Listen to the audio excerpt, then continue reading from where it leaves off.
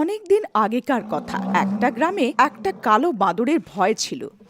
ওই বাঁদর রাত হলেই গ্রামে আসতো, আর যে কোনো লোক নিজের ঘরের ছাদে শুয়ে থাকতো ও ওই লোকটাকে আঁচড়ে দিয়ে ওখান থেকে পালিয়ে যেত।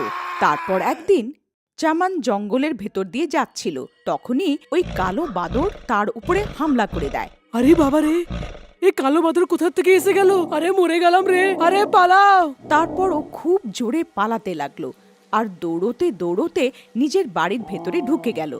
ওগো, কি হলো? তুমি এত ভয় পেয়ে গেছো কেন? কি হলো, তুমি পালাচ্ছিলে কেন?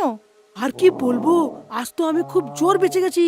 আজ আমার মুখোমুখি ওই কালো বাদরের সাথে হয়ে গেছিল। আমি কোনো মতে নিজের প্রাণ বাঁচিয়ে এসেছি। তুমি তাড়াতাড়ি দরজাটা বন্ধ করে দাও, দেখো যেন ওই কালো বাঁদর এখানে না এসে যায়। তারপর ওর বউ যায় আর সব দরজা জানলা বন্ধ করে দেয়। তারপর ওই কালো বাঁদর চামানকে ধাওয়া করতে করতে গ্রামে পৌঁছে যায় আর নিজের শিকারের খোঁজ করতে লাগে। গ্রামবাসীরা ওকে লুকিয়ে লুকিয়ে দেখতে থাকে। আরে বিমলা, দেখো, ওই তো এই কালো বাঁদর। জয় আতঙ্ক এই গ্রামে ছড়িয়ে আছে। ওগো, ওর পাঁজাটা দেখো, কত বড় আছে। আমার মনে হয় না এর হামলার থেকে কেউ বাঁচতে পারবে। তুমি তাড়াতাড়ি যাও আর ঘরে অন্ধকার করে দাও। যদি ওর নজর আমাদের উপরে পড়ে যায় তাহলে ও আমাদের জ্যান্ত ছাড়বে না। তারপর ওর বউ তাড়াতাড়ি যায় আর সারা ঘরের সব বাতি নিভিয়ে দেয়, আর ওরা ওকে লুকিয়ে লুকিয়ে দেখতে থাকে। ওই কালো বাঁদর এদিক সেদিক নিজের শিকার ওর খোঁজ করতে থাকে, আর খোঁজ করতে করতে ও একটা বাড়ির ছাদে চড়ে যায়। ওখানে রাজেশ আর ওর বউ ঘুমিয়েছিল। তখনই ও চিৎকার করতে লাগলো। তখনই রাজেশের ঘুম ভাঙলো। আরে মরে গেলাম রে, এটা কি জিনিস? এ ভগবান, আমাদের বাঁচাও। আরে ভাগ্যবান, তাড়াতাড়ি ওঠো, দেখো তোমার বাপের বাড়ি থেকে কেউ দেখা করতে এসেছে। তখনই ওর বউয়ের ঘুম ভেঙে যায়। ওই কালো বাঁদরটাকে নিজের সামনে দেখে চমকে উঠে যায়। ওগো, এটা কি জিনিস? আরে মরে গেলাম রে, হে ভগবান, আমাদের বাঁচাও। তখনই ওই কালো বাঁদরটা জোরে জোরে চিৎকার করতে লাগলো।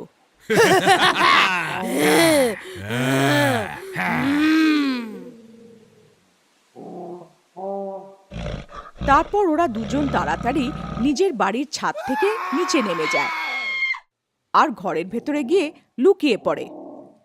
আজ তো কোনো মতেই বেঁচে গেলাম। আমি তোমাকে বলেছিলাম না, এই গ্রামে কালো বাঁদরের আতঙ্ক আছে, আমাদের ছাদে শোয়া উচিত না। তুমি ঠিক বলছিলে, আমার তোমার কথা মেনে নেওয়া উচিত ছিল। তারপরের দিন সকাল হওয়ার পর ভাই চমন, গতকাল আমি আর আমার বউ জোর বেঁচে গেছি। ওই কালো বাঁদর আমাদের ওপরে হামলা করে দিয়েছিল। আমরা দুজন কোনো মতে ওখান থেকে প্রাণ বাঁচিয়ে পালিয়েছি। বন্ধু রাজেশ, কালো বাঁদরের আতঙ্ক তো এবার বেড়েই চলেছে। লোকেদের মধ্যে ওদের ভয় খুব বেশি বেড়ে গেছে। তুমি কি জানো, হরিয়া আর মোহন নিজের বাড়ি খুব কম দামে বিক্রি করে শহরের দিকে চলে গেছে। ভাই, আমিও এই গ্রামে আর থাকতে চাই না, কিন্তু কি করি, এই বাদরের আতঙ্কে জমির দাম অর্ধেক থেকেও কম হয়ে গেছে। আমাদের সব গ্রামবাসীদের মিলে প্রধানের কাছে যাওয়া উচিত, যাতে উনি এই সমস্যার কিছু সমাধান বার করতে পারেন। তুমি ঠিক বলেছ ভাই, চলো আমরা নিজেদের সাথে কিছু গ্রামবাসীদেরও নিয়ে যাই। প্রধান মহাশয়, আপনি তো জানেন পুরো গ্রামে এই বাঁদরের আতঙ্ক ছড়িয়ে আছে, আর গ্রামের লোকরা নিজেদের জমি অর্ধেক থেকেও কমে বেচে দিয়ে এই গ্রাম ছেড়ে চলে যাচ্ছে। যদি এরমই চলতে থাকে তাহলে কিছুদিনের মধ্যে এই গ্রামই তো খালি হয়ে যাবে। আপনি তাড়াতাড়ি এই সমস্যার সমাধান করুন। তুমি ঠিক বলেছ ভাই, আমাদের ওই বাঁদরের মুখোমুখি করতেই হবে। আরে প্রধান বাবু, আমার কাছে একটা উপায় আছে। কেননা আমাদের মধ্যে কেউ একজন ওই কালো বাঁদরের ছদ্মবেশ পড়ে নেয় আর ওই কালো বাঁদরের মুখোমুখি হয়। হতেই পারে ওর সামনে নিজের থেকে বড় আর কালো বাঁদর দেখে ভয় পেয়ে যায়। কিন্তু বল্লুদা, ওই বাঁদর তো উচ্চতায় আমাদের থেকে দুগুণ বড়। যদি আমরা ওর ছদ্মবেশ পরেও নিই তাহলে ওর থেকে ছোটই লাগবো। তুমি ওর চিন্তা করো না, আমার কাছে একটা উপায় আছে। যদি আমরা দুজন লোককে একের উপরে এক দাঁড় করিয়ে দেয় তাহলে আমরা ওই বাঁদর থেকেও লম্বা হয়ে যাব। এবার আমাকে এটা ভাবতে হবে যে ওই দুটো লোক কে হবে যে ওই কালো বাঁদরের মুখোমুখি হতে পারবে। সব গ্রামবাসীরা একে অন্যের মুখ দেখতে থাকে, কিন্তু কালো বাঁদরের মুখোমুখি কেউ হতে রাজি হয় না। চামার আর রাজেশ, তোমরা দুজনে ওই বাঁদরের সামনে এসেছো। আমার মনে হয় তোমরা দুজনে এই কাজের জন্য ঠিকই হবে। আরে মরে গেলাম রে, এই প্রধান তো আমার প্রাণ নিয়েই ছাড়বে। প্রধান মহাশয়, বল্লুর উপায় তো ঠিক আছে, কিন্তু ওই বাঁদর যদি আমাদের দেখে ভয় না পায় আর আমাদের দিকে হামলা করে দেয় তাহলে কি হবে? তুমি ভয় পেও না, যখন তোমরা ওই কালো বাঁদরের মুখোমুখি হবে তখন সব গ্রামবাসীরা আশেপাশে লুকিয়ে থাকবে। যদি ওই কালো বাঁদর তোমাদের ওপরে হামলা করে দেয় তাহলে সব গ্রামবাসীরা মিলে তোমাদের দুজনের প্রাণ বাঁচিয়ে নেবে। এরকম হলে ঠিক আছে প্রধান বাবু, আমরা তৈরি আছি ওই কালো বাঁদরের সামনাসামনি করার জন্যে। তারপর রাত হওয়ার পর বল্লু, চমন আর রাজেশকে একের উপরে এক দাঁড় করিয়ে ওদের উপরে কালো বাঁদরের খোল পরিয়ে দেওয়া হলো। আরে বাহ চমন আর রাজেশ, তোমরা দুজন তো ওই কালো বাঁদর থেকেও বড় লাগছো। আমার পুরো বিশ্বাস যে আমাদের উপায় ঠিক কাজ করবে। ভাই বিল্লু, যদি আমাকে দেখে বাঁদর ভয় না পায় তাহলে কি হবে? আরে তুমি ঘাবড়িও না, যেমনি ওই কালো বাঁদর তোমার সামনে আসবে তখনই তুমি জোরে জোরে আওয়াজ বের করে ওকে ভয় পাওয়ানোর চেষ্টা করো। তারপর ওরা জঙ্গলের দিকে চলে গেল। রাতের সময় জঙ্গল খুব ভয়াবহ হয়ে যায়। ভাই চমন, আমি তো সামনে কিছুই দেখতে পারছি না। যদি ওই কালো বাঁদর আমাদের সামনে চলে আসে তাহলে তুমি সামলে নিও, তুমি ঘাবড়িও না, যা হবে দেখা যাবে। তারপর কিছু দূর যাওয়ার পর ওদের দেখা ওই কালো বাঁদরের সাথে হয়ে যায়। রাজেশ দা, ওই কালো বাঁদর তো আমাদের সামনেই দাঁড়িয়ে আছে, এবার কি করি? ভাই জোরে জোরে আওয়াজ বের করো যাতে ও ভয় পেয়ে যায়।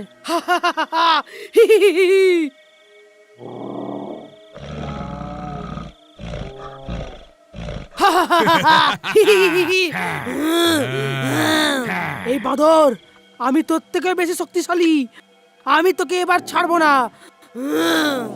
এ মরে গেলাম রে, এই কালো বাঁদর কোথার থেকে এসে গেছে? হে ভগবান, আমি তো কালো বাঁদরের খোল পড়ে আছি, কিন্তু এ তো সত্যিকারের কালো বাঁদর। এ তো আমাকে এক আঘাতে মেরে ফেলবে, এবার আমি কি করি? রাজেশ দা, জোরে জোরে আওয়াজ বার করো, আমার মনে হয় আমাদের উপায়ে কাজ করছে।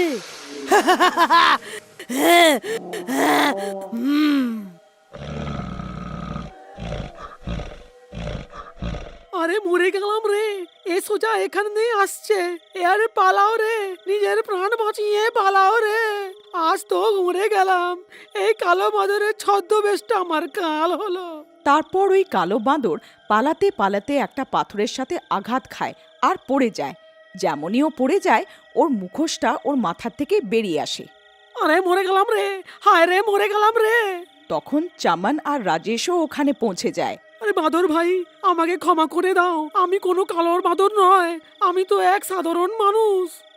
আমাকে তো শহরের এক সেট পয়সা দিয়েছিল যাতে আমি সব গ্রামবাসীদের কালো বাঁদর হয়ে ভয় পাওয়াই, আর ওদের এত ভয়ে পাইয়ে দিই যাতে ওরা নিজের জমি অর্ধেক দামে ওই সেটকে বিক্রি করে দেয়।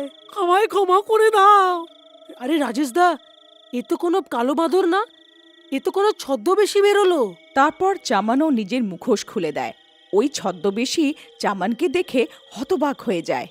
হায় রে, এ কি, তুমিও ছদ্মবেশী?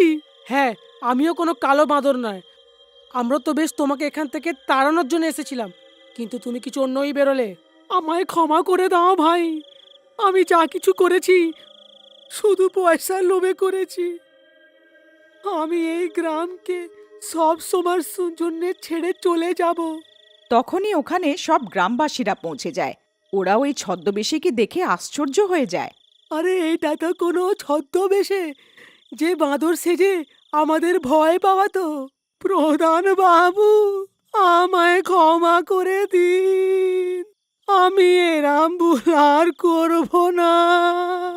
তারপর সব গ্রামবাসী হাসি খুশি গ্রামে থাকতে লাগলো।